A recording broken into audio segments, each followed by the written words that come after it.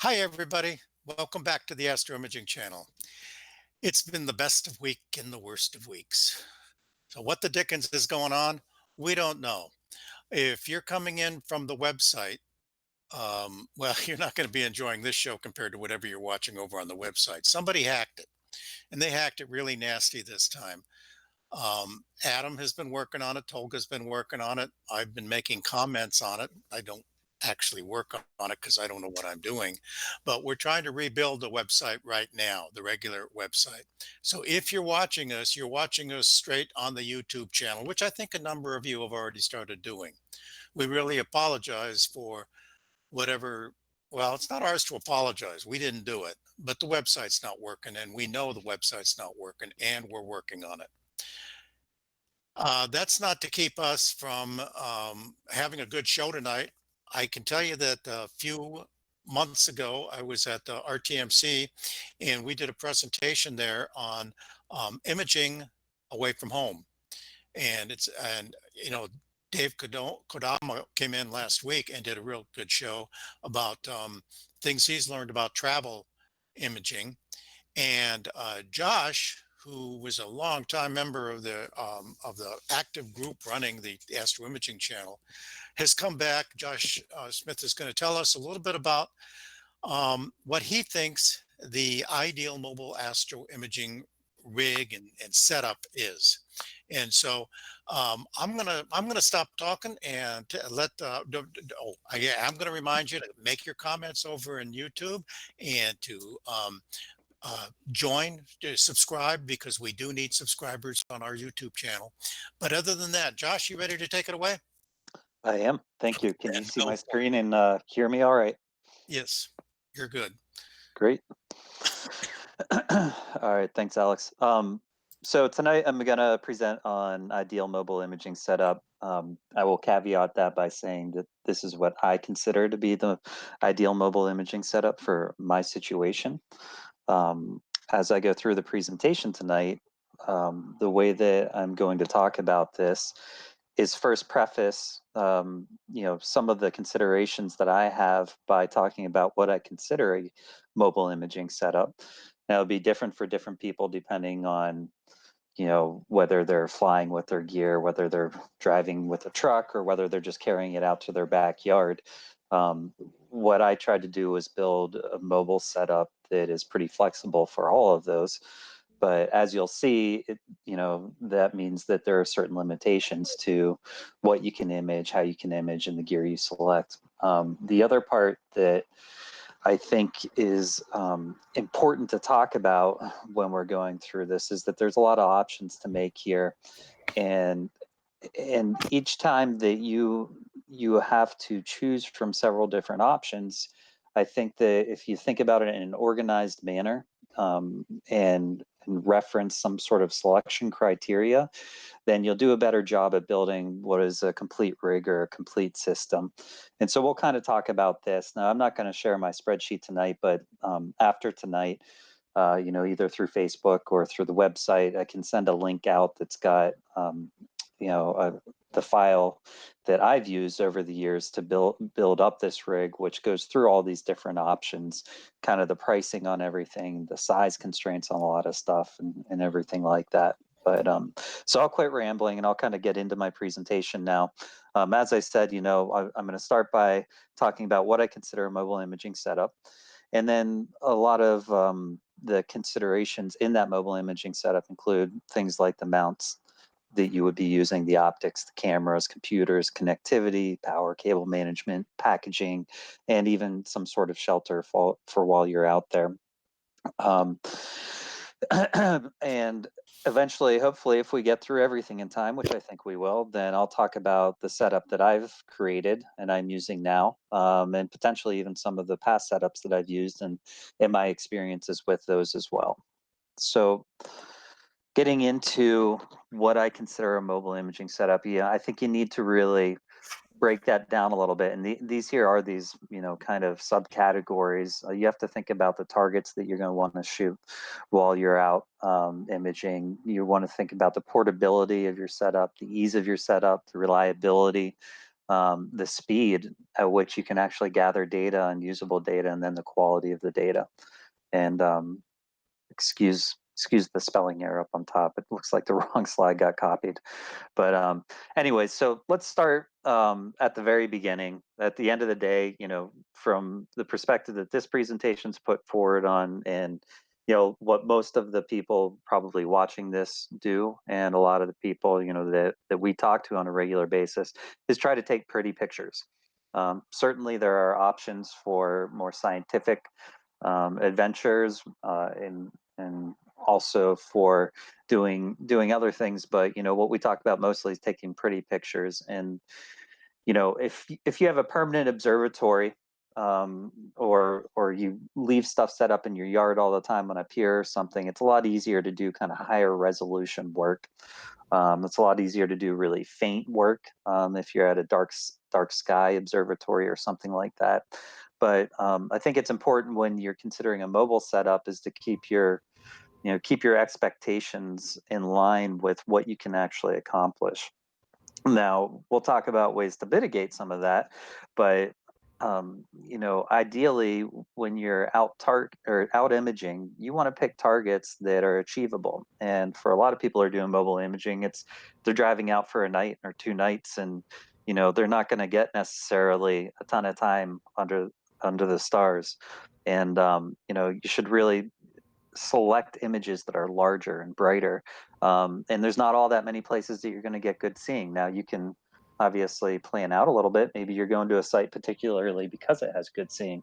But in general, if you're building an entire rig and you're going to be traveling with it, you're going to get varied sites with varied conditions, and really the kind of targets you're going to want to shoot, if you don't have a good grasp on what your conditions are going to be, are the big and bright ones. And so obviously, we all know M42 and the Horsehead. This was one that I took under some pretty soupy skies, and not really a super dark site, and it only took a couple hours. I think maybe I took an hour of HA, and then maybe an hour or 90 minutes total of RGB data, and just threw this all together. This was at an aborted Chiefland trip last year, with one of my wide field setups. And so you can see, you can still get a lot of color. You can get a pretty picture. You can get a very dramatic picture with it.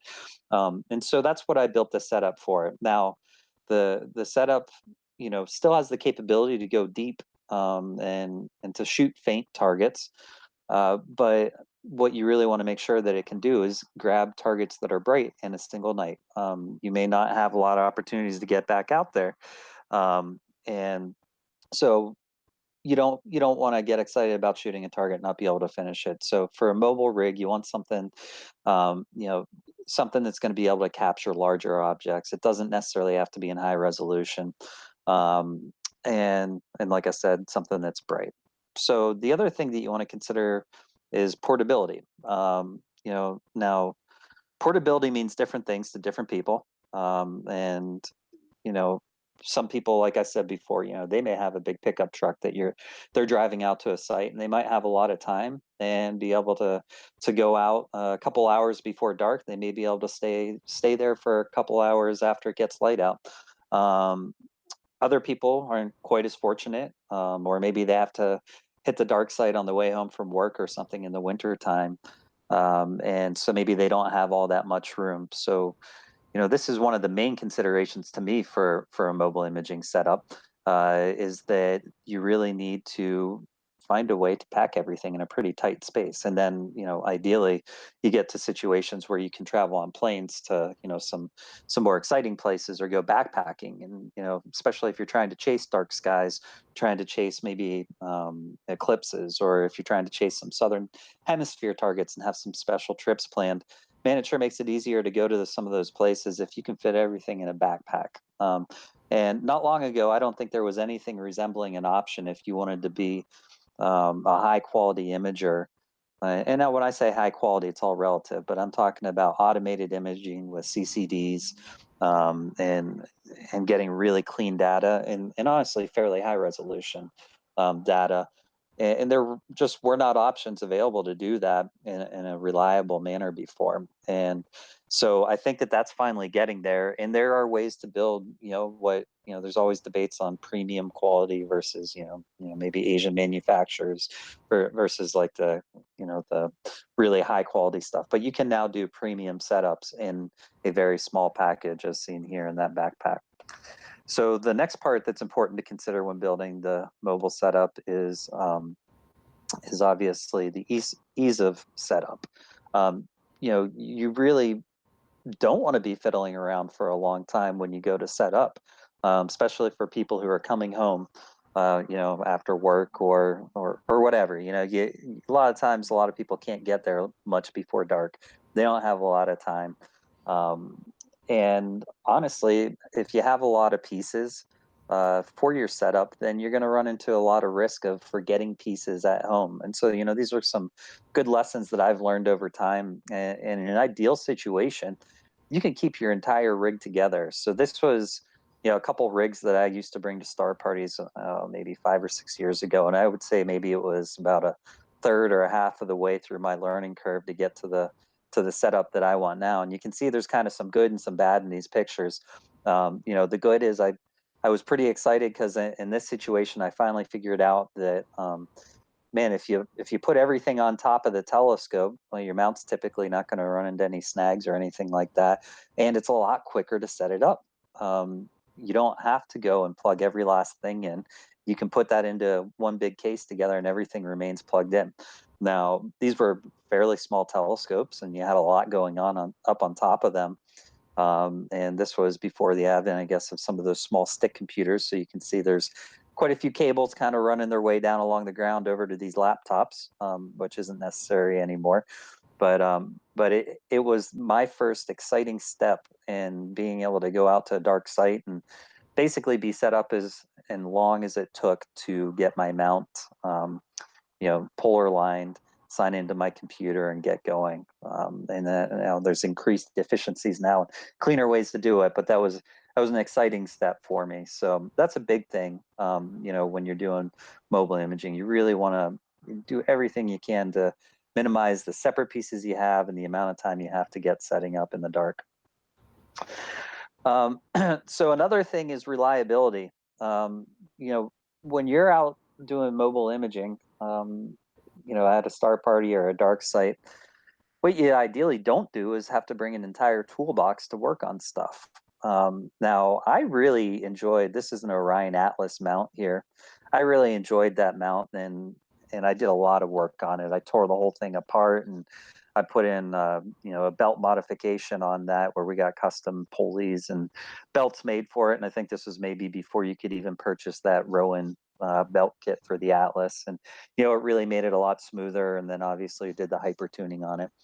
Um, but the Atlas mount and many of the Asian manufacturing mounts are not necessarily reliable. I got there eventually with this one, but it took a lot of tinkering to get there. And it's a money consideration for sure, but you want to be in a place where if you have the money to do it, your gear's going to work. You don't want to go out in the middle of nowhere, spend 2 hours driving there, and then spend two hours or an hour, however long setting up, and get excited about your target, and then all of a sudden something doesn't work, whether it be your camera, whether it be your Atlas mount or your telescope or whatever. And oddly enough, I'm showing this setup because I would say that this setup's probably what a lot of people would kind of consider maybe entry level or entry level setup to some extent. Now it's obviously not a DSLR on a tripod, but as far as a complete automated imaging rig goes, it's somewhat entry level. This was, my first real budget minded full setup. It was a QHY8 camera. Those ones had notorious reliability issues with Do. It was a QHY5 2 guide cam, which had notorious connectivity issues with the USB, and obviously the Atlas mount had a lot of buggers in it. And then there's that old William Optics Star 71 telescope, which was it was a cool telescope, but that one had reliability issues in even the shapes of the stars because it would get cold and then the optics would get pinched. And then if you look up on top, I have an old Orion dew heater controller, which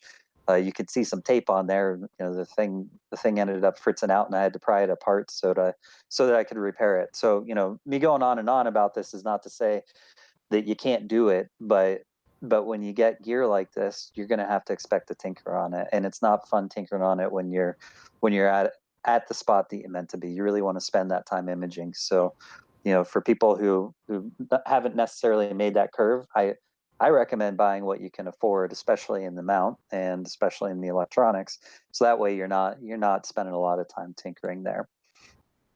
um, the next option or next thing to consider as you're building your setup is speed. And I actually like this topic a lot. I've had a lot of discussions with a lot of people about this topic. And when I'm talking about speed, we've already said ease of setup. I'm not talking about physically setting up your gear. I'm talking specifically about how fast can you collect data? How good is that data? And there's a couple things that come into play here. And one of the favorite topics that a lot of people talk about is dual imaging rigs. And a dual imaging rig is a really interesting idea. Obviously, it's great if you can collect mono data by getting luminance and or narrowband with one setup, and then get some low resolution one-shot color data with a piggyback rig there, like I have lined up here. Yeah, that's an exciting idea. It's a really exciting idea because you can get a full image in a night, and that image is going to have all the color and all the luminance you could want. And I like that idea, and I still fiddle around with it some. But the answer that I've come to, and I don't think everyone will agree on this, but the answer that I've come to is that a better solution, as much as you can afford it, is to go with faster optics and a better camera. So instead of shooting with two rigs that are f7 like they are here, or maybe that had a reducer and they were f5.6 and f5.6, you're trying to collect two sets of data with pretty slow optics and pretty slow setups. And instead of doing that, especially if you're a mobile imager, what's really key is making the most use of the time you have there. And at the end of the day, for extended targets, the real answer is to go faster with your optics. Now, that introduces other challenges. If you're imaging with something like a RASA or a hyperstar, man, your collimation can be tough. It can be really tough, and you don't want to fiddle with collimation at a dark site either. So there's trade-offs, but for anybody who's not aware of how fast optics work or how you can compare them, I mean, it's pretty easily, the square of one set of optics versus the square of the other set of optics. So, just as a simple, I guess, comparison, if you're shooting with an f5 scope, 5 squared is 25. If you're shooting with an f2 RASA, 2 squared is 4, right? So you're more than 6 times faster by shooting with those f2 optics. So that means that even with your f2 optics, you're better shooting your luminance and then your RGB filters than you would be having two f5 scopes. Obviously you have to hold everything else the same, but at the end of the day, two setups is complicated. It's tough to get the two setups to work. There's a lot of electronics. There's a lot to watch. Mounts don't like, holding two scopes. You get differential flexure in there.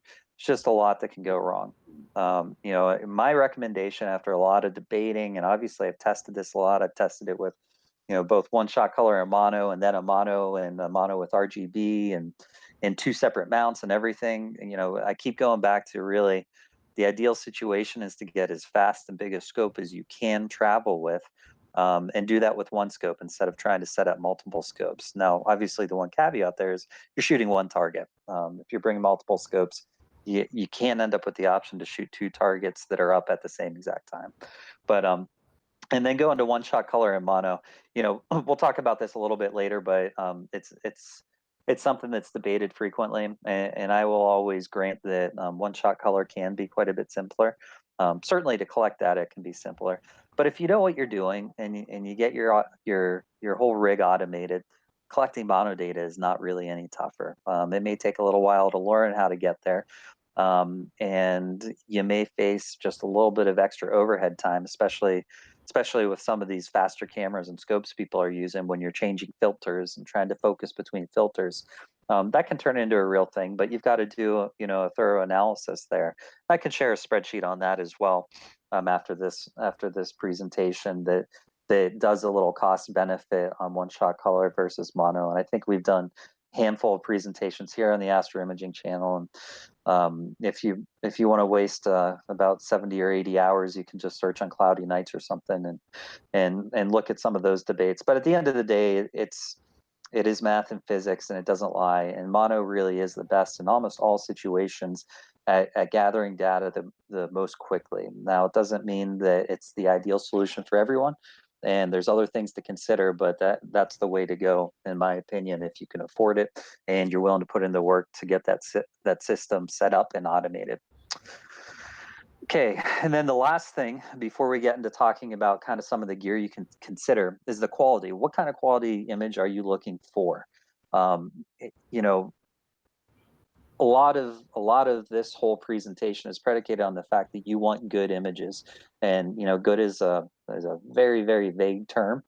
When I think good, or high quality, I think something that you can just keep zooming in on and the quality stands up. So I'd like to see something where if I take my time and get the amount of data I should get, that I can zoom in all the way into the individual stars and I can see that they still have a round profile. I can see that there wasn't excessive noise reduction used or excessive sharpening to get the data where I want.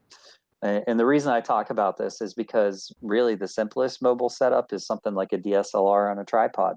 You can get some really great looking images if you don't blow them up. If you use a rig like that, you can shoot the Milky Way and zoom way in on the Horsehead and M42. Even if you have a wide field DSLR, man, that can look pretty good, from afar. But the more you go in, the more that kind of stuff falls apart, and you see excessive noise reduction because your stars fall apart or disappear. You see excessive sharpening and some really weird stuff going on in the image if you zoom in. So this presentation talks more about trying to get some really high quality images. Talks about trying to get a rig where your equipment and your gear is not limiting your ability to produce good stars. And so, one of the considerations for that is, can you get a high enough resolution setup on something that's super portable where you can zoom in and your stars are around and your data is clean. And that's what I put this together for. Now we can always go back from that and talk about where you can save money or you can save weight or you can save room by downsizing on any of those pieces of gear. And I intend to open up the questions as we go through each of those pieces of gear and see what people think. And if they have any questions about, what they think is maybe a better option for some of these other pieces of gear. So that's really the first half of my presentation. And you'll see as we get into the rest of the presentation, I'm going to go through, um, you know, each piece of gear that I think makes a setup. Now, there's obviously some more, little pieces, but these are the main pieces that I would identify in making a complete astrophotography system. And what I tried to do, you'll notice, is that I went through each of these and I used the these considerations here: portability, ease of setup, reliability, speed, and quality, to kind of measure the gear that I'm going to talk about as I go through the rest of this presentation. And having a little bit of an analytical approach to this, and kind of more of a systematic approach to choosing your gear really helps organize things. It helps you think about how to select your gear and what's going to perform for what you want for your setup. And so that's why I said, my presentation is going to narrow in on what I think is an ideal imaging setup. But for you, you can think about it the same way, and you could come to a completely different setup with some of the selections that I offer here. And yours may look nothing like mine, and you still may get a really great mobile imaging setup. So I'm going to remind you what I'm trying to put together here as we go through this. And then I'll stop after each one of these and just see if there's any questions or discussion anybody wants to have on any of this equipment. The other thing before I go through talking about all the equipment is, I just brought some examples that I'm familiar with. I tried to mostly talk about gear that I've used or I've at least used data from. So if other people have other suggestions, I'd be happy to update this PowerPoint, share it again, and attach, the spreadsheet that has these comparisons in them for everyone. And I like sharing sharing good references to the community. So if there's a good way for somebody to build their setup and they have good reference, and the crowd out there thinks we should add some other options here, please let me know. I'd be happy to add them. So Alex or Eric, I can just pause real quick and see if there's any questions before I go into talking about each of these pieces of gear. We've had a conversation going on over there. Well, Eric, you go ahead and take it. Well, yes, there's lots of conversation, but nothing really on your presentation, Josh. So go ahead. Okay, thanks, guys. All right, so in talking about a mobile imaging setup, really, I think that the foundation of this setup is going to be your mount. Typically, the mount is the thing that takes up the most room. Obviously, it's the thing that drives your telescope, and everything is built around it. If you're doing your cabling and everything right, then everything's probably going to be sitting on top of your mount too. So there's a lot of different options here, and I'm going to talk broadly about them, but I'm going to talk about where I've landed and why I've landed there. But so there's the consideration for the mounts are they affect your portability, obviously because of the side. The ease of setup. Some mounts come pretty much together in one piece, and some mounts come in many pieces and take quite a bit of work to put together. They also impact the reliability. Obviously, we've already talked about the Atlas and some of those Asian manufacturing mounts, and then quality. And when we're talking about quality, remember we're talking about quality of the images. So some of these mounts are going to track perfectly every time for you. Some of them are probably never going to track very well, and you're never going to get very round stars. So I'm skipping right over, some of the ones that I find less reliable, or less ability to be automated. There's things like some of those star trackers that I think are nice solutions, but they're not really built for automation and the kind of complete high quality setup that I'm talking about here. So if you go past that, then you get into some of these Asian manufacturer mounts, and by those, obviously talking about back when I was using them, a lot of the Orion mounts. And there's a lot of similar ones now, between Ioptron and Celestron and some of those other ones. But I'm going to tell you that I still, to this day, have a Sirius and Atlas. Well, I'm sorry, I have an Atlas. My buddy has my Sirius that have been hypertuned in belt mod, and those things track great. They are at the point now where they are pretty much bulletproof, but they took a lot of work to get there. And the other thing is they're pretty big and heavy. I mean, even the Sirius, which has a pretty small payload capacity, is big and heavy, and you're never fitting that in a backpack along with a tripod and along with everything else to take that with you. So that's one option. It is a mobile mount. I would consider something that you could bring to a dark site with you in your car and get there. And I did it for a long time. So it's certainly mobile. It's not like trying to carry out, a big pier, and that should be in an observatory. And the next one's obviously the Mach 1. Same thing with the Mighty. That class of mount. Those ones are, I think, considered the portable travel mounts of astrophysics and software bisque, and they're great. Those ones are nearly bulletproof mounts, and you're going to get wonderful tracking. You're going to get great support on them, and they're really good. But neither of those approach what I would call something I would comfortably travel with, on an airplane, for example. Now, if I had a van or a truck and I'm driving across the country somewhere, I'm happy to bring those. But they're not lightweight. They take their own big cases. They're expensive enough. You really want to pad them up real well and everything. And they're mobile as far as if you're going around the corner or you got a lot of room to pack things up. But they're not small mobile systems. The first mount that I would have considered a pretty premium mount and a very mobile mount in this class was the Avalon M0. And now I had the M0 for a while, and I liked a lot about that, and the M Uno even. Both of those are quite portable. I could carry them on a plane. Maybe not the tripod. I think I checked the tripod, that T90 tripod, but it was still very small, and lightweight enough that I could carry it with me. Now, I could carry the mount with me. I couldn't carry the entire setup when I used that mount because it was still relatively big. but it was kind of what I considered the first opportunity to do traveling with my astrophotography setup, especially on planes, which is kind of what I keep driving towards. So now they've come out with these new mounts that are strain wave mounts, or some people may be familiar with this. It's a Rainbow Astro RST 135. Crux makes a similar strain wave type mount, and these mounts, to me, are the first options really to provide what I would consider a premium mount. Now they're new, so they have some teething things going on. The RST, I think, from Rainbow, I think that's really guides very well. The drivers are getting very reliable at this point. They're expanding the drivers' capabilities to to support a lot of other programs, but they certainly seem to have the ASCOM one down pretty well. At least, I use Sequence Generator Pro and PhD, and they seem to work well there. I think that some people are using some other programs with them pretty successfully. But I'm going to tell you, this mount has been bulletproof for me. It is tiny. It fits in your hand, and I'll show you on one of these next slides. In the packaging, you can see that this thing is really the first mount that I've used that I would say is 100% a airline travel friendly mount, and really premium. And when I'm saying premium, I'm saying I can get up to 20 or 25 pounds on top of that rig, and I'm getting sub arc second guiding. Now it's not going to give me 0.2 second guiding, and you got to make sure your polar alignment's on, but that thing gives very good guiding. So that, those are some of the considerations and mounts, and there's a lot of good options there depending on the price point and depending on how much room you have.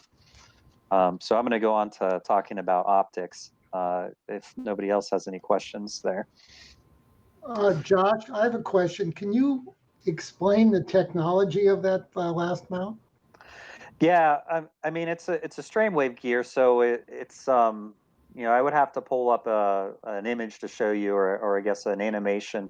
But if somebody Googles it, while I'm talking about it, they can see strain wave is a different type of sort of stacked gear train with a flexible spline gear in there. So instead of having a worm on the outside of a ring and having to take up a lot of that room, you've got this all kind of contained within the main gear. And one of the other added benefits of that is that you don't actually need to balance this mount. The only reason that you would balance this mount is to balance the weight of the entire unit up on top of the tripod to make sure the tripod doesn't tip over. But the technology in these strain waves, it's kind of what's used in a lot of automation. Industrial applications is where this was really born, and for controlling robot shoulders. When I say shoulders, I'm talking about things that build cars on lines, and it's a high torque, high precision, and sort of it can be slow or it can be fast moving. One of the downfalls of the strain wave is that it does typically have a pretty high periodic error. It can have a little bit of noise, and that periodic error is tough to train out of it. For our application, it's challenging to get a periodic error curve correction in there, because that periodic error is going to be a little bit dependent on the way that the mount is actually loaded. So different loading, different weights on the end of it, and the different position of your equipment can actually change a little bit of that periodic error. That doesn't change it dramatically, but it changes it enough. You're not going to get a super accurate curve to correct for that, unless you're putting your gear in the orientation that you would be using it and mapping it across a lot of the motion of the sky. So that's one of the reasons it's really challenging to implement that kind of correction. Now you can do that once you have the mount and you have your setup, but it takes quite a while to do that. In this case, what that means is that you're unlikely to be using this mount to image unguided. And some people really like the idea of imaging unguided. To me, the benefit of imaging unguided would mean that, well, you just don't need a guiding camera or a guiding scope or lens or whatever you would use. So it's one less piece of equipment. However, once you're imaging, it's a closed loop system, and it's easy, and it just works. So there's not really a lot more to think about. So again, going back to the idea of premium imaging and an automated system, really the one downfall is just having to bring it. Once you get going, for any kind of automated imaging, it's just not hard to guide. Now, other people have different opinions. I guess that's kind of where I landed on that. If I didn't have to guide, I would be happier. I don't mind guiding, and it's a little bit added cost to the system to make it work.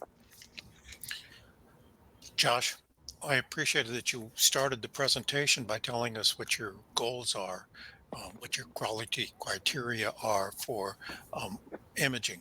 And inherent in your presentation is that you are talking no holds barred, top of the line imaging that will be producing images that can be reproduced in large size.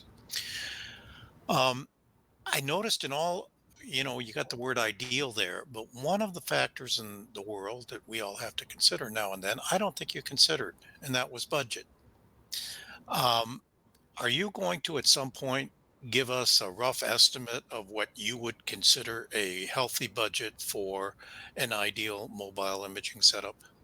Yeah, absolutely. Okay. And if I can get there in time, and I think I did talk about it a little bit when I was talking about these Orion Yeah, class you did. You mounts. did. Yeah. Um, if we get time at the end, what I'd like to do is talk about some of my previous setups too, because I've got a range of setups that I used from my beginning setup that was a few $1,000s for everything in, to the current setup, which is along the lines of I'd say about $15,000. And we're talking mostly new equipment for that, but so that range is pretty big.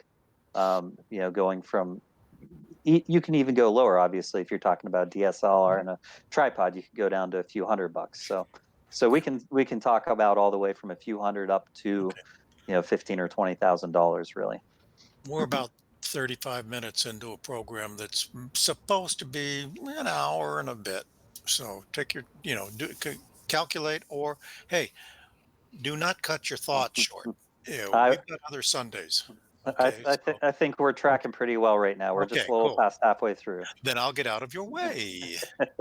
Thank you, Alex. I appreciate it. And for each of these, you're also going to see some options too at different price points. So as you see here, the range here is maybe $1,000 for that Sirius mount, up to $8,000 to $10,000 for that Mach 1.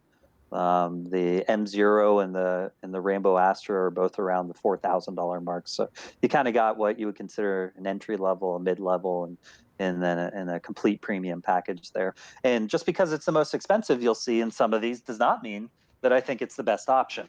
And that's the case in a lot of these, especially if you're trying to build, an ideal mobile imaging setup, or at least my mobile ideal imaging setup. The most expensive does not equal the best. In some cases, it does. Um, Eric, you want to get Linda's question about the what happens? Did you see that there? Okay, let me take it. Yeah, actually, there was a comment about if the power goes off, you might crash into your mount with the crux mount. both the Crux and the RST, because of their strain wave system and trying to be compact, don't have brakes. And the power goes out, you can backdrive those mounts. Now you can backdrive some other mounts as well, but it's What been does shown. back drive mean? So essentially, it just means that there is not a hard clutch and a brake on these strain wave mounts. And so, for example, if you've got 30 pounds hanging off the side of one of these strain wave mounts and you don't use a counterweight, then they can backdrive. So it's kind of a cost benefit thing here. These mounts, they could add a brake where essentially if your telescope is hanging off to the side and you don't have power, you lose power somehow, you can drive the gears backwards. And it's not really backwards, it's just you can drive the gears by gravity pulling down on the telescope. Now, Okay. it's a pretty slow motion thing. I've So seen it. so the load doesn't flop, it just starts driving the gears Exactly. inside, and that acts as a slowdown, if not a brake. Exactly, exactly. Now, because this has a high carrying capacity, I think maybe it's 30 pounds on the RST and maybe a little more on the Crux. You can get it going to the point where it's moving along, but I think most of the folks using it, you can either use a UPS, which we'll talk about later, which is backup power, or you can do different things to mitigate that. But I have tested quite a few setups, and I've been unable to get my gear to crash in a way that would damage anything. Now, it doesn't mean it can't happen. It's something that you should be aware of, keep your eyes out for on these mounts. Okay. But if we can We could even do a whole episode talking about this specific new technology, and I would be happy to do that. I think very highly of it, but there are some learning curves, and I've used this probably as much as most people now because I've done quite a bit of imaging with this mount. So I'd be happy to do a full episode on that sometime down the line when we have an opening and talk much more about this in detail. There are more Sundays. Absolutely, absolutely. So like anything, there's the very tiny package of this does have some caveats to it. So let's get into optics. Mounts obviously the main thing that drives everything, but at the end of the day, you're still shooting through a telescope, right? Or maybe not anymore. And there are other options now.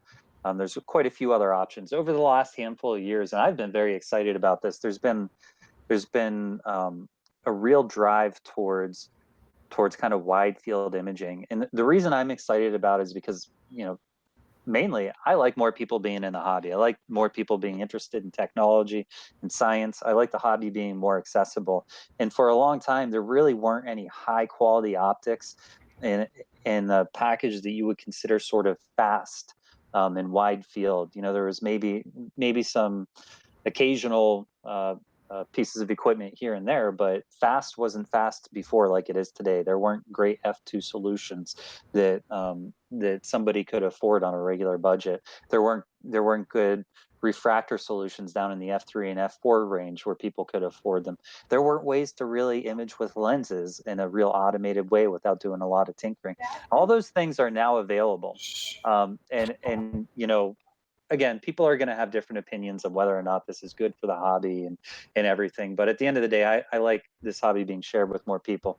And faster optics, up to a certain extent, give people an opportunity to use less expensive equipment and more mobile equipment so that more people can get out and image. And we're looking at a lot of people who live in cities and live in really light polluted areas that wouldn't necessarily have that option before, including myself. I live in a bright white zone. I can do some narrowband there, but mostly for my broadband imaging, which anybody who knows me knows that that's my favorite by far, I got to travel for it. And so I've always really wanted a solution that I could travel with and still get high quality images.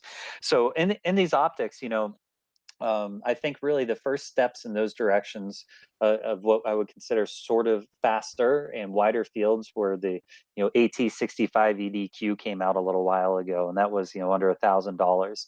And then shortly after that, the William Optics Star 71 came out, and the first, I guess, incarnation of that was under $1,000. And now there's options everywhere. Stellar View makes a nice fast 70 millimeter scope. They make a quadruplet. They made a sextuplet telescope. Services makes their own version of that same one. William Optics has come out with some other options. FSQ 85 is down at almost F3, so a really fast option there. And they continue and improve, and they continue to have more options. Now, it doesn't necessarily mean that they're all great or all high performance pieces of equipment or all super fast, but there are more and more options to choose from across more and more price points. So I think a lot of people will recognize this first telescope here, which is the Space Cat. Maybe most people know the Red Cat, but this is, I guess, their new variation here, the Space Cat, and it's a pretty fast, pretty inexpensive piece of gear. I think it's a little bit under $1,000. Depending on the configuration and accessories you get. I don't remember off the top of my head. I want to say I think it was F5 roughly, and a 250 millimeter focal length roughly, which is pretty good. It's an option that wasn't really available besides a Borg, but to get there with a Borg, you needed a reducer and some other stuff to get it there. So this is kind of the first all-in-one package. And this is a Petzval design. So people are familiar with that. It is two doublets to make a quadruplet. It's pretty well corrected. Now, there have been some mixed reviews on how corrected it is. And honestly, you'll have to be the judge for yourself. I consider it a great scope for the money. And that's where I'll leave it. I think it's a great scope for the money that you spend on it. But but it's not what I'm using today. Some of the other options are some of these bigger, far more expensive pieces of gear like the RASs and Hyperstar, where you can get down to f2 and you can get a lot of aperture there. So you're getting a lot of light in with some of these systems. Now they're still wide field, maybe not quite as wide as the 250 millimeter focal length, but I think that maybe the 8-inch RASA is 400 millimeter focal length. So with any kind of decent sized sensor, you're going to get a very wide field there. Now, the thing with these is they're very heavy. You may be able to fit an 8-inch RASA in a travel bag, but they're very heavy and they're very susceptible to collimation issues. So you're looking at a true trade-off there between the cost, between kind of some of the work that you have to do when you set it up, and the portability. And so if you see the considerations again, let's keep going back to those with the intention of building a very high quality mobile setup, is that the portability on these really gets impacted with something like the RASA. The ease of setup's not really very good, because you're almost certain to have to recollimate that after traveling on a plane or a bumpy road with a truck. Um, the speed of it though is excellent. If you look at the Space Cat, the reliability there is maybe not so great because there's been a lot of kind of tilt issues and optic issues with some of those, and the quality of your data is, it may not be corrected super well in like the blue channels with that Space Cat, and I've seen some of that. So it's a good scope for their money. Where I've landed and what I've been working towards for a long time is using lenses, and um, the lenses really, a lot of people use some maybe old Takemers and some old Canons, and maybe some of the really big Canon 400 or 500 millimeter ones, but really ones that can correct well in broadband and give you good round stars to the edge of fields haven't been available until really recently. And that's even if you're stopping those lenses down quite a bit. Most of them still didn't correct very well. It's really hard to make lenses that correct well for astrophotography. We've got needs that no other part of the market has, and that's little pinpoints of light have to look like little pinpoints of light across the entire field, and they have to be the color that they really are. And you have to be able to focus it as well, and that's something that's really challenging to do with these. And really the first lens that I think that took off in a big way was the Rokinon or Samyang 135 f2 lens, and that's a great lens. The thing is, it's not super reliable, because you may have to buy 5 or 6 or 10 lenses to get a good copy. And I've tested a handful of them, and pretty consistently I found ones that really had issues in the corners, no matter where you stopped it down to. But when you got a good one, man, it was excellent. One of the other issues with it, though, we go to our considerations there, is the ease of setup. And the ease of setup is that you had to belt drive those. Setting up a belt drive meant that you really had to support it correctly, and you had to have a big extra motor on the side and everything. And there's a lot of work. Now, again, talking about budget friendly ideas, that lens is $500, which is cheaper than anything shown here. Getting a motor and a belt drive set up is a couple $100. So for $600 or $700, you can get a very high quality optical system at 135 millimeters with f2 if you're willing to test out enough lenses to get a good one. So that was a good option. But where I've landed is the Sigma Art 105. And the reason that I really like this lens is it's a lot more well built. It's very solid. It's hefty, and one of the big things that has come out recently is a lens focusing adapter. I've seen many threads on lens adapters to go between your CCD camera or your CMOS camera and the lens itself. And there's always some sort of wiggle or tilt in those lens adapters. And what this company Astro Mechanics has come up with is an adapter that not only fits the lens very well, but it's an electronic adapter that focuses the lens and controls the aperture for you. And in my mind, that's a game changer, because now you're not focusing by trying to tug on the focuser of the lens itself, and possibly causing tilt issues, or having to do a more wonky setup with a big long belt out on the outside or some sort of worm and ring. Now the adapter itself is the focuser, and I think most people, from what I've seen on the threads, have had great success with them. I've used 3 separate examples of them, have more on the way, and they've just worked. They work very well in your automated imaging and SGP, or a couple others that I've seen. you can get what looks like really a great V curve and gets very sharp focus with these things. So that's why I've landed on this 105 is the reliability of it is better. The quality of it's better. It's very fast at 1.4. That being said, I stop it down typically to 2, or if I'm shooting a narrowband, even 2.8 to allow me to use a narrower filter. Um, but it's just really been a great option. Now that falls in the middle of a Space Cat and a Rasa at about $1,600. So again, here's a situation where maybe the most expensive I don't think is necessarily the best for a mobile setup. And on top of that, as big as this lens is, it's still small. It's very small. It's not much bigger than the Soda Cam. It's just very hefty and heavy and solidly built.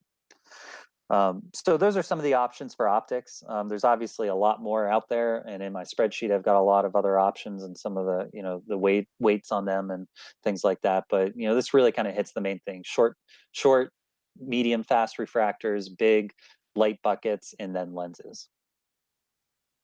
So moving on, looking at ideal cameras for mobile imaging. Again, we're going to look at 3 different price points here. You've got your DSLRs, and this one's a 6D DSLR, so it's obviously one of the more expensive ones. But you can even get like a T3 still for a couple $100 that is pretty good. But there's no cooling on those cameras, and it's hard to really calibrate them very well. But a lot of people take really nice images, especially if you don't zoom in with them, and they can do well. Or if you're at a really dark site or you're at a cold site, then you mitigate some of those issues with cooling. So you can do a lot with them. So when we're looking at these, we're looking at the reliability of each of these cameras, the speed at which you can collect data, and then the quality of the finished picture.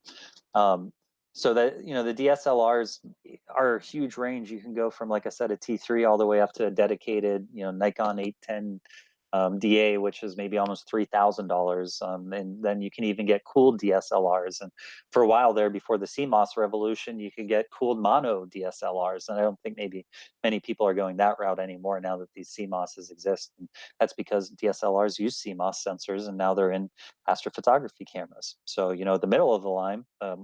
And what many think is pushing a lot of the premium line is the CMOS revolution, and you can get very good CMOS cameras now with very, very low read noise, really high quantum efficiency, and set point cooling. And so that's really becoming a best bang for your buck option.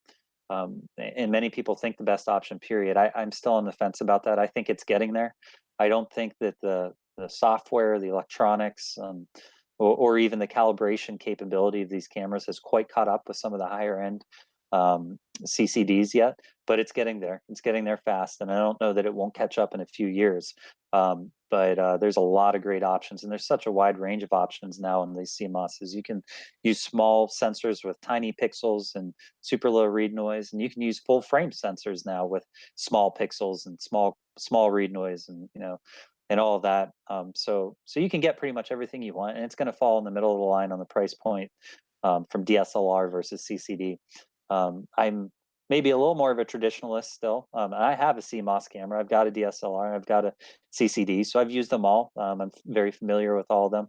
And I'll probably continue to use all of them for different tools. But for pure, highest quality possible deep sky imaging, I still like a CCD. And in fact, I like the Sony CCDs for a mobile imaging setup. And part of the reason I like that is with these short lenses at 105 millimeters, you can get some really, really clean data very fast. And with the small pixels on these Sony CCDs, you can get fairly high resolution data, even for 105 millimeter focal length with a pretty big wide field of almost 10 degrees. You can still be under 5 arc seconds a pixel. So I'm using, the QSI 6120, and I love what it gives. I love the resolution versus the size of the field versus the speed of the entire setup. And that's just where I've landed. And for this one, what I didn't necessarily include as considerations were the time for setup on this or the portability, because at the end of the day, all these cameras are roughly the same size. They're a little bit different in size, but it can come down to something subjective. I think from a reliability standpoint, it's up to you what you think and how much success you've had with these CMOS cameras. I think if you're familiar enough with them and you've got some stable software, I think they're going to work well for you. but I still fall back to CCD whenever I have the option right now. And I don't know how long that'll last, but for now, that's where I'm at. And I've talked about one shot color versus mono already, so I won't rehash that, but that's something to consider as well when you're looking at these. So moving on, those were probably the main three things, obviously, that make up your system, which is the mount, the optics, and the cameras. As we get into some of these other ones, I'm just going to go through and I'll be a little bit more quick as we go through these and just show you some of the options available. And a lot of these are somewhat subjective, and I'll get through them and then I'll tell you why I picked what I picked. But for these, portability is obviously a big one, whether or not you're carrying a big laptop, and I don't think anybody's carrying a desktop typically to a dark site anymore, but I wouldn't say nobody, but usually not. But I think laptops are going away a little bit. Certainly the big laptops that are your main control station are going away. And a lot of people are moving on to, some of these other smaller setups. And there's some options here between the ASI Air, which is sort of a little bit of an all-in-one control system, maybe not everything, including your power, or this the Eagle setup from Prima Luce Labs. I mean, I think that they've really got the most complete integrated solution there is. It's really got your power, it's got your computer built into it, it's got your USB hub, it's got a little bit of everything. I think it maybe even has dew heaters and motor controllers, but somebody can correct me if I'm wrong there. So that one's really got everything, including a Windows 10 Enterprise version, I believe, in it. So you can get that all in one nice little package that you can mount on a dovetail now. A lot of people still prefer to keep their computer separate for whatever reason, and my reason is that I like having access to the computer. I like the option of upgrading the computer at some point if I want to. And in my application, I use one of these little stick computers, and that's just because I'm really trying to minimize the size. And this Intel M3 computer I use has a Windows 10 version on it that works great. It's got expandable storage. Now the downside is it's got one USB 3 slot coming out of it. So you do need to use a USB hub with it, which I don't think is a big deal, and you'll see why in just a little bit here. And then a lot of people are using these NUC computers too, the NUC computers, I guess you call them. And those are ones more maybe that are mounted pure side instead of on top of your telescope. But you can get a lot of power in those for a pretty good price. Now, the price on all of these is probably roughly the same. Maybe the ASI Air is a little bit less. I don't remember offhand what it is. The Prima Luce Lab one's quite a bit more. But again, it's an integrated solution, so you're paying for that full solution. These NUC computers and the sticks are, in that $300, $400 to $500 range, anywhere in there. So there's lots of options there. I think for the ultimate portability, I would go with the stick computer, but you can use any of them, depending on your situation, and get pretty good results. Connecting to that equipment is another big deal, and the ideal way to do it is through a cable, but that's not always ideal. If you're using a stick computer, for example, you're probably not going to run a cable down from there for HDMI off the front of it. Now, you may run a cable from your gear to a laptop and be able to see it. But one of the main directions a lot of folks are going now is accessing a little computer without a monitor on it and a laptop in a different area, or through their phone or through their tablet, which is how I do everything now. And so, what I chose to focus here on are some of the options to control your computer remotely. Now, some of the apps built into the phone or the tablets can control your whole setup. Directly through your phone, through your computer. I'm sorry, through your phone or through your tablet. I don't use them enough to speak on them too much. Happy to come back to this and let somebody who does talk more about them. I still like and prefer to use something like Windows to control everything. It may just be that I'm comfortable with it, but it works for me very, very reliably. And as you know, looking at the considerations here, that was one of the very main things that I consider when building this setup. And ease of setup, obviously. I can control my little computer through my iPhone, and it's got the full power of Windows 10, and it's got the full power of SGP and PhD2 and everything I want to use in there.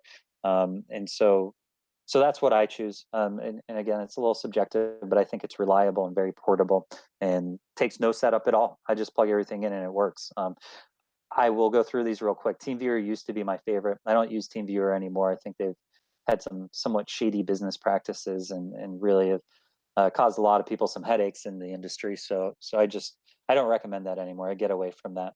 Windows Remote Desktop is a great option, but you've got to have the right version of Windows. And I don't typically use that. I think it's good for using over a local area network. Maybe not so much if you're don't have a local area network set up. I've heard a lot of really great things about AnyDesk. Only reason I don't use that is because I've moved on to Chrome Remote Desktop from TeamViewer, and Chrome Remote Desktop has just worked perfectly for me. It's been smooth. I've actually been controlling my computer the whole time that I've been on vacation over Thanksgiving this week, that I left on at home, as well as my setup, so I could take calibration frames and so I could process through my powerful MacBook at home. So I've been using Chrome Remote Desktop from my little computer on vacation on my home computers, and it's worked flawlessly the whole time, and it's really been great. Um, I do use a iPhone hotspot when I'm out traveling, typically for that. And if I'm at home, I use the local Wi-Fi spot. So you could go either way, and you could also set up a network with your own router and do that over local area network too. So there's quite a few options there, and we could really dedicate a whole episode to that too. I can come back to that when I get to the end if there's specific questions. But those are some of the options. Power is another big one. When you're traveling, it's a real struggle here, because especially if you want to travel on a plane, you're not bringing a deep cycle battery. You're not bringing a giant UPS. You're not even bringing typically probably a big LiFePO4 battery or something like that, which is probably the most expensive and best solution for a lot of mobile imaging now if you're driving. It's the best weight to capacity there is right now, and it's way better than those old deep cycle batteries are. But you're talking about a 10 to 15 time cost adder to go from those deep cycle batteries to the LiFePO4 batteries. The advantage of the LiFePO4 is you really get to use the full capacity, and they really have quite a few more discharges in their life available. So I like AC power when I'm traveling if it's available. And if the AC power is available, I like to use a UPS, because a lot of times you go to star parties or you go to campsites and it's going to have sketchy power for you, and it may gray out, it may black out on you, or brown out, I'm sorry, briefly. And using that UPS has saved me. I can't count how many times now where you hear people across the field screaming or moaning or crying about somebody unplugged their setup, or water got into the plugs and ruined their imaging, and they have to reboot everything and they lost their spot. So that UPS, for 150 bucks is well worth its weight in gold. And I will tell you, it's probably been at least a couple dozen times over the years it saved me. I use it at home all the time too, just in case there's a power flicker. So I highly recommend that if you're using AC power. And with AC power now, especially with these later weight requirement setups, you can even use what look like computer bricks and very regulated power supplies. Pegasus Astro sells one now that you can use. Now, if we're really going to the extremes, it's tough to get all the way through the night with these, but people are now using those power banks that you use to charge your phone. And they might be splitting those up and bringing a couple of them, one to power your computer, one to power your mount, one to computer your camera. And that's a possibility now. Sometimes you have to use remote dummy triggers to get the power to come on there, and know it's supposed to provide power. But that's a direction that I think a lot of people are going, and it's something that you can actually travel on an airline with. You have to look up obviously your airline's rules on what you can travel with, but that's the only way really to bring true battery power. Carry that on board. So I do bring those, as well as an AC brick. And that gives me the option to go either with AC power or DC power. Whenever possible, I like to stick with the AC, but the DC, sometimes you just have to fall back on it. So moving on, one of the biggest ones is cable management. We've talked about this a little bit when talking about that Eagle. Now, if you look at that setup up there, I think I talked about previously, that was my really exciting first moment where I had a full setup on top of the telescope. And to me, that was pretty clean. I got as well as I could with that setup. I got cables that were the right length. I got, a power pole system set up. I got a nice USB hub up there, and was able to fit it all in one dovetail on top of the telescope. That was an exciting moment for me. It changed everything. I was able to pack everything in one package and not break down at the end of the night, other than take the scope off the mount. But things have improved a lot over the last few years. So I've, as much as I've always been an advocate of powered USB hubs, and especially USB powered heated USB hubs, and the power pole solutions. I've finally gone away from that, and I've chosen the Pegasus UPV. And the reason I chose that is because that's got power. It's got dew heaters. It's got sensors for heat. It's also got motor controllers on it. It's just got everything that you could need, as well as power for the computer itself. So, that right now is my solution. That's about $530. It's maybe a half or a third of the way to some of those Eagle solutions, which are also great. It's just, I think, maybe a little bit of a personal choice whether or not you want your computer added into that package or not. So I need a computer and I need that hub, and that takes care of everything for me. And obviously, the considerations here, the portability. As long as everything's on top, you're pretty portable, so that's good. The ease of setup, as long as everything stays on top, you don't have to unplug it. It's pretty good. When you have a rat's nest like you do up top, sometimes it's hard to put stuff in a box and have it stay on there neatly and not damage any cables. So you might start getting some dings when you've got a rat's nest like that on ease of setup, and also reliability. And the reliability is you've got a lot of that stuff exposed on top. Not only you bending cables at odd angles, you got a lot of stuff exposed up there. So those are some of the options now. They're getting better, they're getting cleaner. You don't need cables going from one hub to another anymore. So the options are getting better for portability. For packaging, there's a lot of options on packaging. I'm not going to go too into depth here. I will mention that the Pelican's got a great travel case, and I've used that case for quite a while, but I was never able to fit everything in it.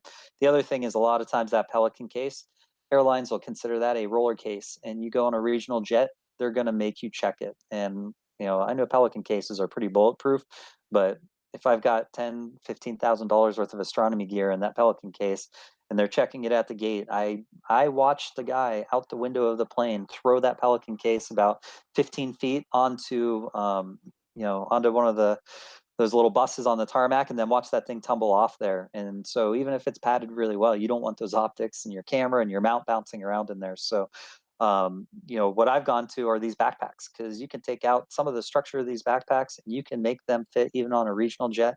They won't make you check them. None of your super valuable astro gear ever gets out of your sight. This bag can even fit under the seat in front of you if it needs to. And this whole thing is packed up here, including the tripod, including the mount, the camera. Everything is in there, and the computers even. So that's the direction I've gone. You don't maybe get quite as much padding, but you don't need quite as much padding because it's not with you. I'd be happy to share some of the options on backpacks after this, but they can be expensive. If you get a really nice travel backpack like that, they can be $400 or $500. But $400 or $500 on a case for $15,000 worth of gear, I think is quite a nice trade-off. And as anything, there's options in between as well. Last thing to consider is shelter, and there's a lot of different considerations for shelter, and I tried to capture them as much as possible in as few pictures as possible. The shelter can include for your telescope, for your computer itself, or even from the elements. And I've talked about this I think before here, which are skyboxes. Um, Not portable really, unless you've got a truck or a plane, which is great. I'm sorry, a truck or a van or something, or even a car. The skybox can fit in.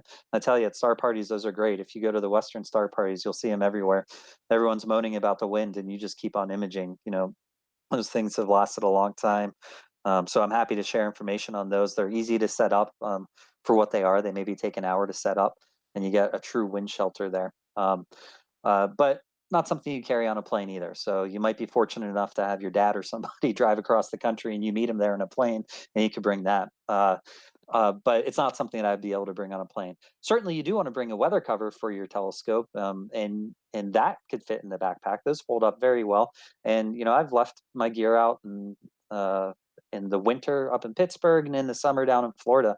Those weather covers do a really great job. I've never seen any damage from leaving stuff outside. So, I'm not telling you to do that, but that's what I've done, and I haven't seen any damage. And then talking about protecting your computer, if you are using a laptop out in the field, you can use those little tents that you can custom buy for them, and you should, and please do, so you don't spread your light everywhere. But you could also use a $2 bin from the Goodwill store or something, as you see, and a lot of people use those. And You could double it as something to pack stuff in. Those bins work great. You cut a little hole in the back for the cables to come through, and they're a great option. I know a lot of people have used them, and I used them for a long time. But you're not traveling with those either. So these little computer tents, they can fold down into practically nothing. So they're a great option. And finally, you could use a car. Just put your telescope behind a car if you've drove to the dark side, and that'll act as a windshield and even a light shield for you. So that's a good option. So I've done a lot of rambling, and hopefully we can get to some other setups, or if it's not tonight, another time. But this is my ideal rig, and you can see that after talking about all this stuff, what I really wanted was something that could fit in a backpack that I could fly with. It would never leave my side. Still provide super high quality images that you could zoom way in on. Uh, Very clean cabling solutions, a very small mount that's really reliable, and that's why I've landed here. And I have a one-shot color and a mono version of this rig that I finally got to. And as you can see, especially on the new revision on the left, there's nothing visible except for the one cable that comes down to the mount and the power supply. And that's because everything's protected in drawers. All the cable is managed with strain relief systems. The entire rig is enclosed and protected. You've got your dew heater on the front. You've got your computer built into this entire rig, and so that's kind of, it took me a long time to find the hardware that could go into this solution that could make what I think is finally an ideal rig. And I don't think this was possible even a couple years ago. I think that really the last couple pieces that fell into place were a mount that was this small, that was super reliable, that you could bring with you. Those stick computers, even that focusing device for this lens was a big deal, because without that, this rig would have to be quite a bit bigger to support a motor off to the side with a belt.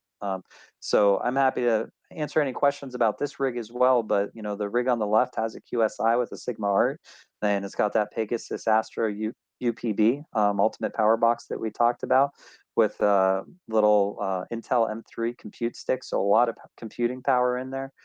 Just a little AC brick down on the bottoms powering the entire thing, and then you can see in that picture in the very bottom, that's the entire rig right there. The whole thing weighs, I think it was about 30 pounds on my back. So it's not light, but it's not heavy, and it's got everything you need there, including the tripod. And this whole thing can ride on a carbon fiber tripod. So, Alex, I know I went past the time. We can take questions on this. We can go back and talk about some of the other rigs that I've used and the costs around them. I will tell people this one: if you buy this whole rig new, you're looking at about $15,000. And that's including filters and the cameras and the computers, the mounts and everything. And I think that this is kind of really what you have to spend for a premium setup that you can fly with. I think you can spend far, far less, still get very good pictures, but maybe not quite the same quality, without getting a really outrageous amount of data. Thank you, Josh. I want to, it's going to seem paltry comparison Mhm. to what you've just said. We don't seem to have any questions really related right to you, but I want to encourage everybody to ask any of their questions right now while I take just a moment or two to share my screen and show you one little invention I came up with that shrunk things down because I knew we'd be talking about this tonight. Um, so I am going to share my entire screen. And so you should be seeing, well, actually, you should be seeing Josh now because that's what I was looking at. And then I've got a couple of pictures I took down at nightfall. As you can see, this is, well, that one and that one. This is the whole rig here, coming up from below and stuff like that. And then going back to this one, see if I can make it a little bit bigger for y'all. Now, is that coming through? Um, You see this little device right here, this off-axis guider? I used to have up on top of my GM8 here, I used to have two scopes. One big scope for imaging. This TeleView 85 is the big scope in this case. And I used to have another one right next to it for guiding. Well, by putting in this Orion thin axis guider and this small Orion star shooter here on my 6D, look how much smaller I have made everything else. And smaller means it weighs less. I have less to balance up there on top of the GM8 and all that other stuff.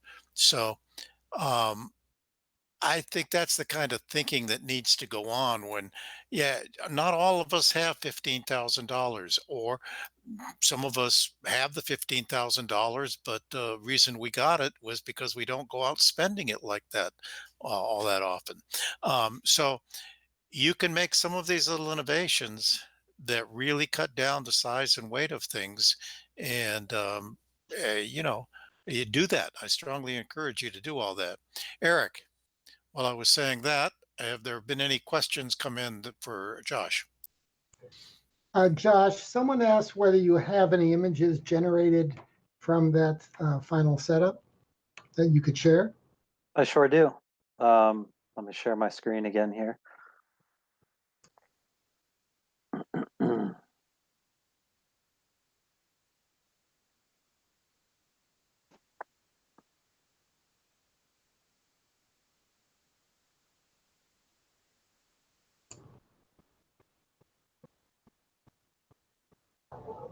First, I'll go to the last page here. So if anyone wants to contact me, they can find me at catchingthecosmos.com, or just on Facebook. If you follow Catching the Cosmos, you can.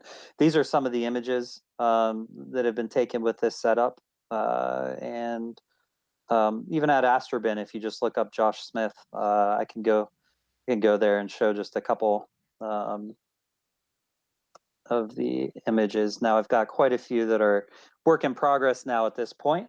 So there will be quite a few more images coming out here over the next few months with this setup. Here's another one, which was, the Squid Nebula with the elephant trunk.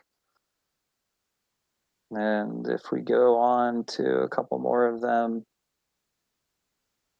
this image here of M64 and the IFN around M64.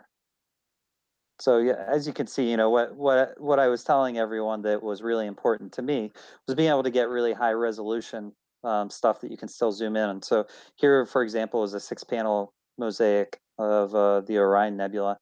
And so if I go into full resolution on this with this wide field setup, if I can get it to load since it's so big, you'll be able to see the high quality of that. And let me pull up another one for you while that one's still loading.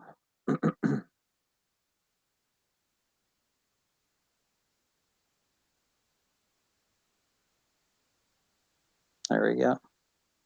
And so this is the Orion one. So, when I was talking about wanting to maintain really high resolution stuff, this is sort of what I was talking about. If you zoom around this picture, you can see the stars are still really pinpoint stars. And let me come over to the targets that you know about so you can see the detail. I mean, this is a little tiny lenses making this with little super portable setups. So, I mean, they stand up very well to zooming in. You can even see down deep into the trapezium there. And, people are familiar with the Squid Nebula. You can see here in the Squid Nebula quite a bit of detail in this one. I guess there's one more I can show from that, which was that M31 that came out in high resolution with the IFN and with the hydrogen alpha. I think that's one that a lot of people have been excited about recently is finding a way to get the hydrogen alpha around M31. So anybody can look there and see those images. I guess I have that on the PowerPoint right here. I forgot. Sorry. So this was that M31 image. Here's an image of the Rho Ophiuchus region. So you can still get very, very high quality data out of this rig.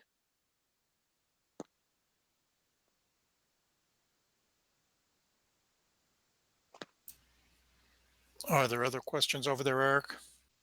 There's a lot of chatter going on. I don't see any real questions. There was some discussion about CMOS versus CCD, but I think that's a topic for another night.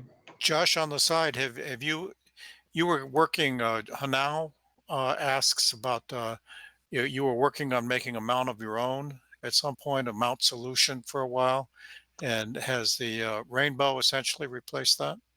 Yeah, actually, that's interesting that that's remembered because the mount that I was working on was a strain wave mount, and one of the things that's happened with these guys from Rainbow Astro is that they're a full robotics company, and so they have access to quite the supply chain. And this mount almost is identical to the mount that I was working on for a long time.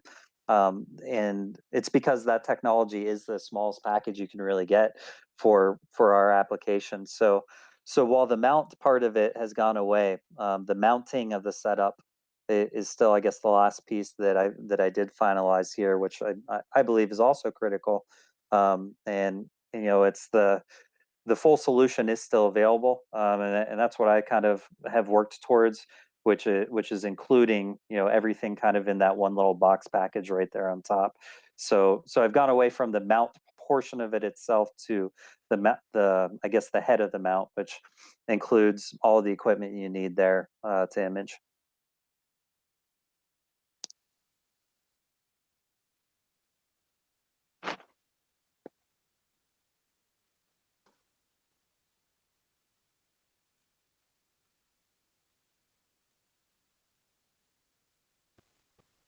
Alex?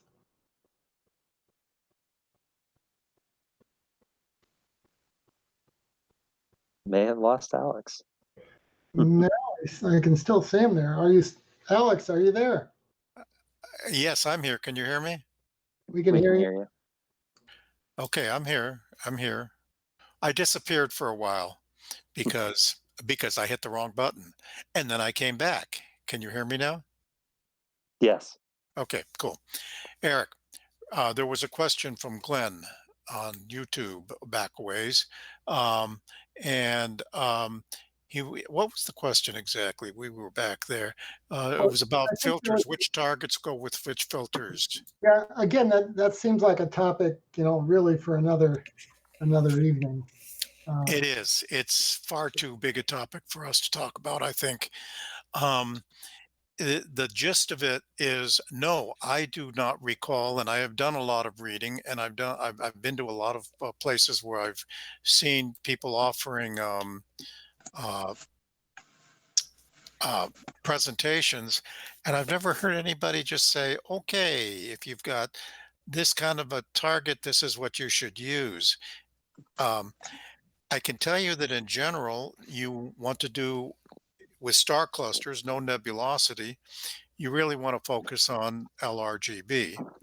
And then when you get into nebula, which you're trying to capture whatever is in the nebula, you are going to want to have maybe some narrowband filters, and which narrowband filters depends on what the composition of the nebula is. So all of those things you have to kind of figure out. You have to kind of throw into the mix. And it's a much bigger thing that we could actually talk about. I can tell you that um, I took a few minutes to do a Google search on when you use which filters with what, check Starzona and Astrodon's website and a few others, and I found nothing quickly to tell you, Glenn. So your original question was, is there a source with this kind of information on it? And the answer is not that I know about, but maybe the fine people at the Astro Imaging channel can somehow recruit one of our lovely listeners to do some thinking about it and make a presentation on just that topic. How do you choose um, how do you choose what you're going to use when you're, or which targets to take with which filters and things like that? So where are we? We I have, just want to put Alex, can you hear yeah, me? yeah, I can hear you. Yeah, so I just want to put in, we created a Astro Imaging Channel Facebook group. I put the link on the chat over there. Mhm. And a lot of us are involved, we're over there. So some questions could be asked over there, and it's already, the group is only alive for 3 days. There's already more than 300 members. So you could go over there and ask some questions. Yeah, that's one of the things we had to do because we know that our website's got problems. Somebody's hacked into it, and so Tolga stepped in to give us an alternative way to get in there, get out to the people.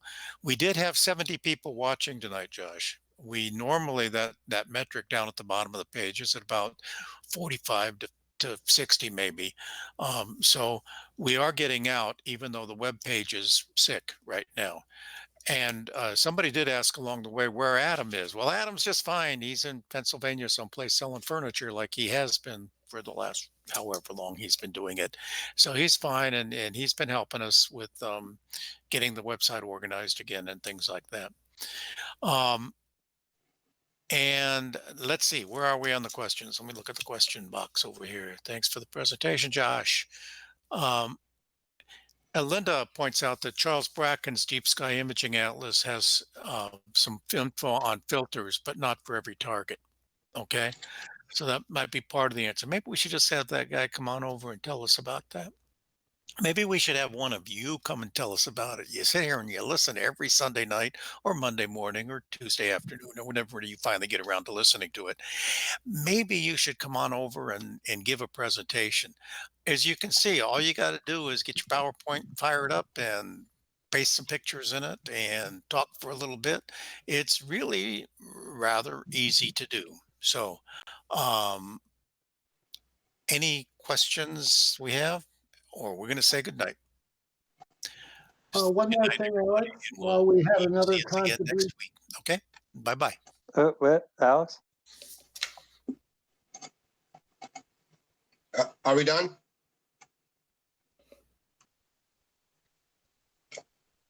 All right. Good night, everybody. Tolga, yoo-hoo.